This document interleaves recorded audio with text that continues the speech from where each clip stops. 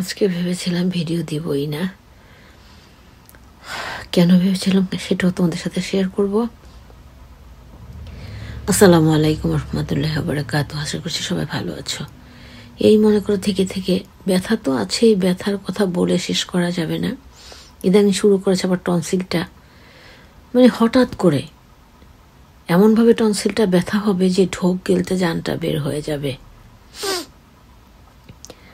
জীবনটা তো কষ্টের, তবুও ভাবলাম যে না, ভাই বোনদের সাথে শেয়ার করি। তবে একটা জিনিস মিস করেছি, যেখানে গিয়েছিলাম আমি, আমার ফুফাই শাশুড়ি এবং আমার দেবরই ড্রাইভ করে নিয়ে গেছে। যাওয়ার পরে যেখানে আমরা গিয়েছিলাম সেটা একটা ভালো একটা ব্যাপারে গিয়েছিলাম। আল্লাহ পাক আমাদের কবুল করুন, আমিন সুম্মা আমিন। তারপরে ওখানে এত আয়োজন করা হলো, সুবহানাল্লাহ। একটু ভিডিও করার কথা ভুলেই গেলাম, প্রচুর আয়োজন করা হয়েছিল। তারপরে আমার এটা প্রায়ই হয়, যখন সব কমপ্লিট হয়ে যায় একটু থাকে তখন একটু ভিডিওর কথা মনে হয়। তারপরে তখন আজকে আর ভিডিও করলাম না, যে এত আয়োজনটা বৃথা হয়ে যাবে এটুকু যদি ভিডিও করি। যখন মনে পড়ল তখন টেবিলে তেমন কিছুই নাই, সব খাওয়া দাওয়া শেষ, অনেক লোকজন ছিল, সেজন্য আর ভিডিওটা করলাম না। তারপর রাতের বেলা দেবরি এসে নামিয়ে দিয়ে গেলেন। ফুপু গাড়িতে বসেছিলেন, ও গাড়িতে বসেছিল, আমার গেটে এসে নামায় দিয়ে গেল। নামায় দিয়ে যাওয়ার পরে আমি যেটা করলাম, এসে তায়াম্মুম করে, উজু করতে পারি না কারণ, তায়াম্মুম করে তারপরে ওই বাসায় মাগরিব 3 রাকাত ফরজ পড়েছিলাম, এশার পড়লাম, ওজিফা পড়লাম, আর ওখানে তো যেটুকু পড়ার পড়ে আসছি। তারপরে ভাবলাম যে তোমাদের সাথে একটু ভিডিও দেই। একটু মাঝে মাঝে হাই হ্যালো না করলে হয় না। তো হাই হ্যালো করার মধ্যেও কিন্তু আমাদের ভালো লাগা মন্দ লাগা উপলব্ধিটুকু থাকে, সেটুকু শেয়ার করার চেষ্টা মাঝে মাঝে আমরা করি। দোয়া করবে যে শুভ কাজে গিয়েছি, শুভ কাজটি কি হয়তো তোমরা জানো না, কিন্তু দোয়া করবে যেন এই শুভ কাজটায় আমরা সবাই সফল হতে পারি ইনশাআল্লাহ। আল্লাহ পাক যেন আমাদের এই নেক মকসুদ পূর্ণ করেন, আমিন সুম্মা আমিন। আর ওখানে যাওয়ার পরে অনেক মানুষ হয়েছিল, তো সবাই মিলে গল্প গুজব, তারপরে ওই বাসা থেকে খেয়ে দিয়ে একেবারে গলা পর্যন্ত আর কি খেয়ে দিয়ে দেন আরেকটা বাসায় গেলাম। সেখানে ওরা সাধলো, আর খাওয়া সম্ভব হলো না, মানুষ তো কত খায় মানুষ বলো। তারপরে সেখান থেকে এই যে বললাম যে বাসায় চলে এসেছি, আলহামদুলিল্লাহ, এই জন্য যে নামাজটা পড়তে পেরেছি। আর আমি কোথাও গেলে যেটা করি, সোয়েটার মানে জ্যাকেট সোয়েটার যেটাই থাকে চাদর রেখে দিয়ে চলে আসি। যেখানে গিয়েছিলাম বেশ অনেক দূর, ভাগ্য আমার ফুপু শাশুড়ি জাজাকাল্লাহ খায়রান ফরহার বলতেছে, মা তোমার জ্যাকেট কই? আমি খালি মনে হচ্ছে যে কি যেন খালি খালি লাগছে, কারণ প্রচণ্ড ঠান্ডা তো। চাদর পরেছে, ওড়না পরেছে, মাফলার পরেছে, পায়ে মোজা আছে, তারপর মনে হচ্ছিল কি যেন কম আছে, কিন্তু জ্যাকেটের কথা একেবারেই ভুলে গিয়েছি। মাশাআল্লাহ, আমার ফুপা শাশুড়ির বয়স 80-র উপরে, স্মরণ শক্তি দেখো, আর আমরা এই বয়সে কিছু মনে রাখতে পারি না। খুব ভালো, খুব মায়াবী। উনি বললেন, আখি তোমার জ্যাকেট কই? পরক্ষণে দৌড়ে ভিতর থেকে গিয়ে জ্যাকেট নিয়ে আসলাম। নামানোর সময় বলতেছে, সাবধানে নাইমো, সাবধানে থাইকো, আল্লাহ ভালো রাখুক। দেখ, এগুলো হলো ভালোবাসার কথা। আর বের হতে পেরেছে সেজন্য আলহামদুলিল্লাহ, কারণ একটু মাঝে মাঝে বের হতে ইচ্ছে করে, বের হওয়া হয় না, সে সুযোগ সুবিধাটা আসলে কখনই হয় না। তবে আজকে আমার দেবরের জন্য অনেক দোয়া করেছি যে ওরসিলা একটা শুভ কাজে আমরা বের হয়েছি, ওরসিলা একটু খোলা আকাশটা দেখতে পেলাম, কারণ গাড়িতে ছিলাম তো ঠান্ডার ব্যাপার ছিল না। আবার গাড়িতে একদম গেটে গাড়ি রেখে ঢুকে, মানে সরাসরি ঘরে ঢুকে গিয়েছি, আবার সরাসরি সে গাড়িতে ঢুকেছি, সো ঠান্ডার ব্যাপারটা ছিল না। তারপরে যেটা হলো, কি বলছিলাম, যে কথাটা বলছিলাম সেটা হলো যে একটা ভালো কাজ করতে পারলে, যে কথাটা বারবার বলতে চেয়ে ভুলে যাচ্ছিলাম, সেই কথাটা বলছি। একটা ভালো কাজ যদি আমরা করতে চাই, তাহলে যদি আমাদের ঐকান্তিক চেষ্টা থাকে, আল্লাহ কবুল করেন।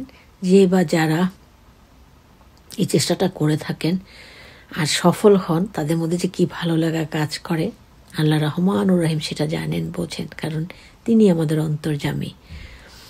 দোয়া করবে আমরা যেন সফল হতে পারি। আর সফল যখন হব ইনশাআল্লাহ, আল্লাহ চাইলে, তখন তোমরাও জানবে।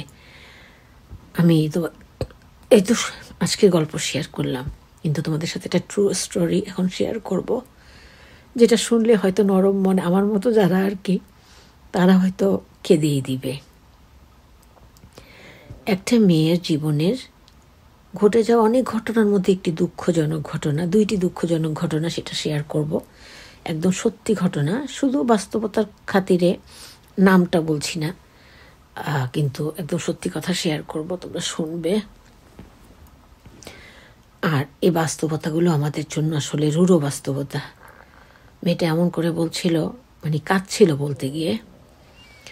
তার বাবা, সে একটাই মেয়ে, তার বাবা তাকে এত ভালোবাসতেন, তার বাবার খুব স্বপ্ন ছিল মেয়ের বিয়ে দেখবেন। সেই মেয়েটির বাবাটার স্বপ্ন ছিল মেয়ের বিয়ে দেখবে। সবসময় নাকি বলতো, মা তোর বিয়ে দেখে যেন মরতে পারি। তারপরে তিনি একদিন নামাজে গেলেন মসজিদে, সেটা ছিল আসরের নামাজ পড়ে তিনি সেখানেই ঘুমিয়ে পড়লেন। তিনি ঘুমিয়ে স্বপ্ন দেখছেন, তার বাবা তাকে বলছে, সাদা কাপড় পরে এসেছেন, তার বাবা তাকে বলছে এসে নাম ধরে যে তুই তাড়াতাড়ি তৈরি হয়তো তোকে নিতে এসেছি। নামাজ যে পড়ে ঘুমিয়ে গেছেন তাকে তার বাবা বলছেন, মৃত বাবা, যে তুই তাড়াতাড়ি রেডি হ, আমি তোকে নিতে এসেছি। তারপরে এটা মানে মেয়েটা বলতে গিয়ে কেঁদে দিল। তারপরে সে ওখান থেকে ঘুম থেকে জেগে গেল, বাড়িতে সেই কথা, স্বপ্নের কথা সবাইকে বলল। আর মেয়ের দিকে ফেল করে চেয়ে রইল। তারপরে মানে যাই হোক, তার মৃত্যু হলো। ইন্না লিল্লাহি ওয়া ইন্না ইলাইহি রাজিউন। তিনি মেয়ের বিয়ে দেখে যেতে পারলেন না। তারপরে মেয়েটা নিজেকে অনেক দুঃখী মনে করতে লাগলো। এটা স্বাভাবিক জিনিস এবং স্বাভাবিকভাবেই দুঃখ চলে আসবে। বাবার একমাত্র মেয়ে, আদরের মেয়ে। তারপর যেটা হলো, তার মাও একটা সময় ভীষণ রকম অসুস্থ হয়ে গেল, মানে ডাক্তাররা আশাই দিচ্ছে না এরকম। তখন সে আসলে খুবই অসহায় হয়ে গেল। অসহায় যে বলতেছে, মা তুমি আমাকে রেখে যেও না, মা তুমি আমাকে রেখে কোথাও যেও না, মা তুমি কি আমাকে রেখে সত্যিই চলে যাবা? তুমি চলে গেলে আমাকে কে দেখবে? তারপরে যেটা হলো, আল্লাহ হয়তো তার ডাক শুনেছেন, যদিও তিনি মাকে বলছিলেন, সন্তানের কান্না তো। তার মা বেঁচে গেলেন, আলহামদুলিল্লাহ। দোয়া করি আমরা সবাই মিলে যেন সেই মেয়েটার বিয়েটা দেখেন এবং মেয়ের সাথে আনন্দ উপভোগ করেন, ভালো থাকেন, মানে ওনারা সবাই মিলে আল্লাহর কাছে নিখায়াত পান। এই দোয়াটা যেন আমরা সবাই করি। কিন্তু গল্পটা শুনে যে মেয়েটার জীবনের গল্প, সেই তো বলছিল এমন খারাপ লাগছিল। মানে এগুলো না আমাকে পরে যখন কথাগুলো শোনার পরে যখন একা থাকি না, এগুলো আমাকে করে করে খায়। তারপরে খুব কষ্ট লাগলো। আজকে হঠাৎ মনে হলো যে আজকে তোমাদের সাথে ভিডিও রেডি করি না, তাহলে একটা সত্য ঘটনা, এগুলো জানার দরকার আছে তো। তাই ভাবলাম যে এটাই তোমাদের সাথে শেয়ার করে দেই। সবাই তোমরা মেয়েটার জন্য, মায়ের জন্য, আমাদের জন্য অনেক অনেক অনেক দোয়া করবা।